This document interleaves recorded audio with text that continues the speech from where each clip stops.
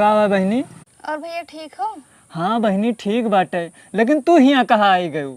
10 साल से हमारे तुम्हारे घर से बोल चाल बंद बा और चाचा देखिए बहुत जोर गुस्सा हैं। भैया लड़ाई तो हर दो जने के भैया है ना, और अब की दीदी नहीं ना तो हम तोहार कलाई सुनी जाए दी। हम तोरे राखी बांधब भैया बस।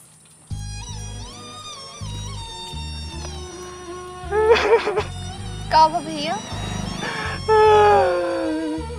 अब की बहनी खत्म हो गई, हम जाने हमार कलाई सुनी रह जाए, लेकिन बच्ची कहो तू आई गई। अब बताओ बच्ची तुम्हें का चाहिए? जोन तू कहबू तो हम देवे। भैया हमें बस इतने चाहिए कि तू दो जने चाहे जितना लड़ो, बस हमें हर साल राखी बांधे के अधिकार दो।